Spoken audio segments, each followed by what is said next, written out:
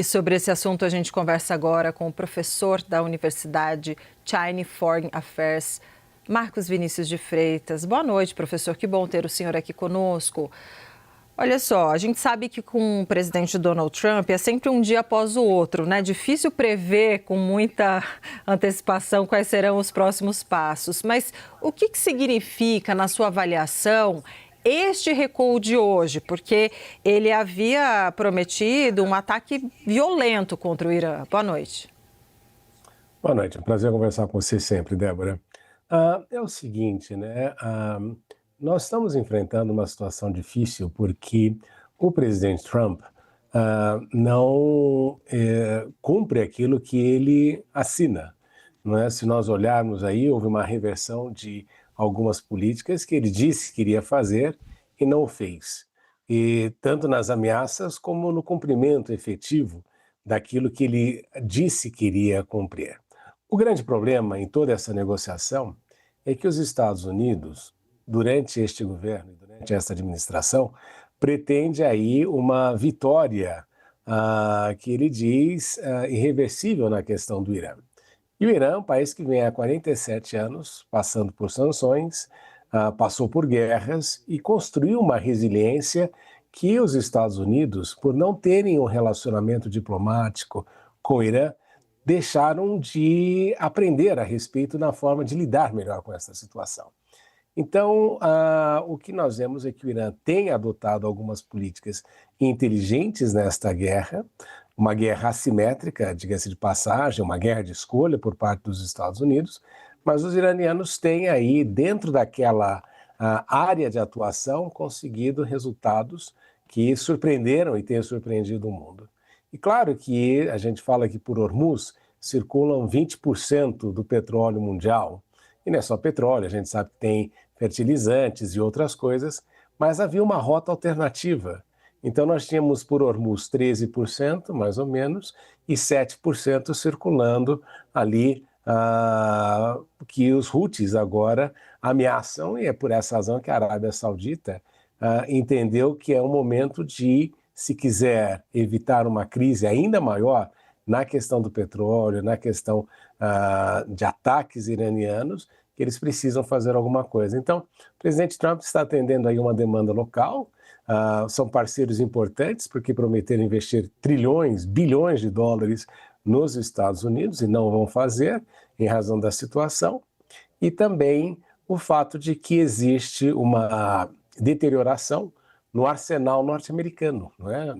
É publicamente reconhecido de que existe hoje em dia uma deficiência no número de armas nos Estados Unidos em razão desta guerra.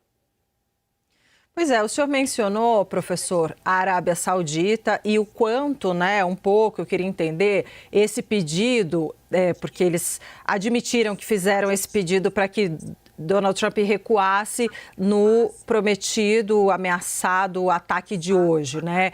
Então, olhando mais pela perspectiva da Arábia Saudita e da interlocução com o próprio Irã, né, dos árabes. Vamos lembrar, né, Débora, que os sauditas, há uns 2 anos, acho mais ou menos, firmaram com o Irã um acordo importante de relacionamento que foi mediado pela China. E que foi uma surpresa global, porque afinal fazia muitos anos que os dois tinham problemas enormes no relacionamento bilateral. Então você tem esta tentativa de melhoria que vinha no passado, e tem também o fato de que o presidente Trump recentemente anunciou que facilitaria o acesso aos sauditas com relação ao conhecimento nuclear, e depois, logo em seguida, vinculou isso à assinatura por parte dos sauditas dos acordos abraâmicos, algo que os sauditas jamais farão, em razão do genocídio que você tem ocorrendo na Palestina neste momento. Então, os sauditas estão preocupados, eles não veem aí nesta relação com Trump um parceiro confiável, e tem um problema muito importante, é o medo de que, a partir deste momento, os iranianos passem a focar em outras áreas de infraestrutura que seriam extremamente complexos para os países, na questão de dessalinização de água, que é essencial na região, aeroportos, portos e principalmente áreas que exportam petróleo.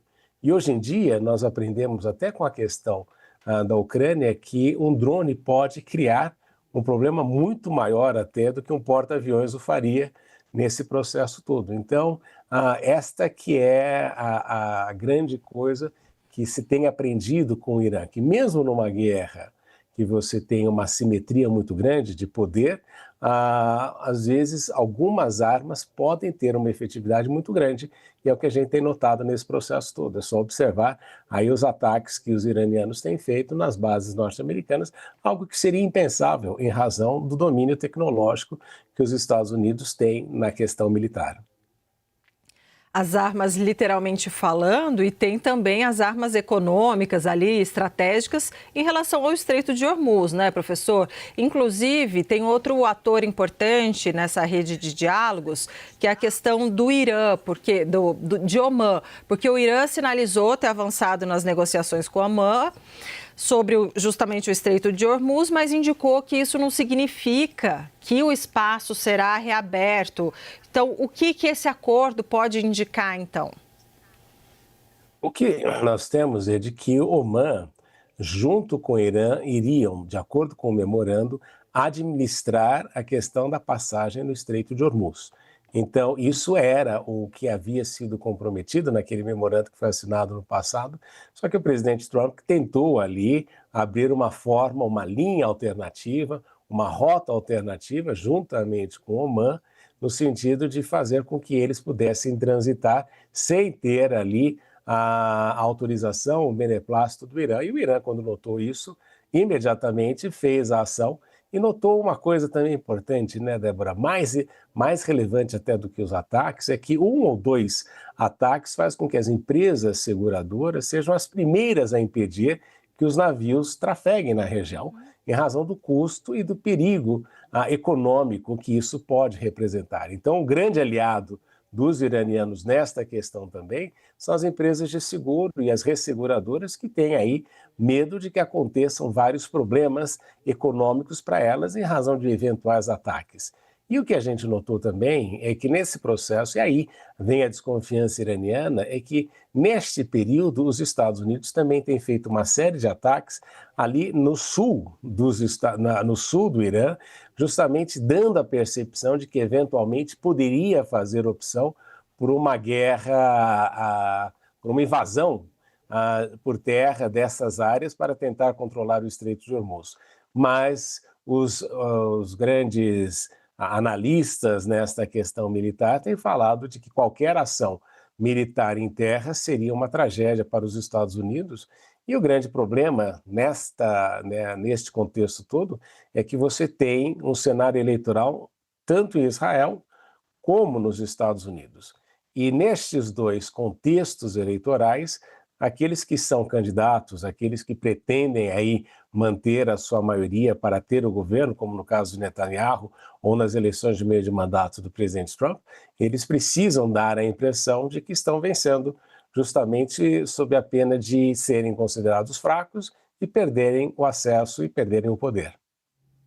Pois é, porque é aquela máxima, né, professor, que todo presidente dos Estados Unidos precisa ter uma guerra para chamar de sua. O ideal é que tenha essa guerra e que se vença, pelo menos na narrativa, a guerra. É o que eles pensam, né? Nós conversamos agora com o professor da Universidade China Foreign Affairs, Marcos Vinícius de Freitas. Mais uma vez, professor, muito obrigada e uma boa noite para o senhor. Eu que agradeço pela oportunidade sempre.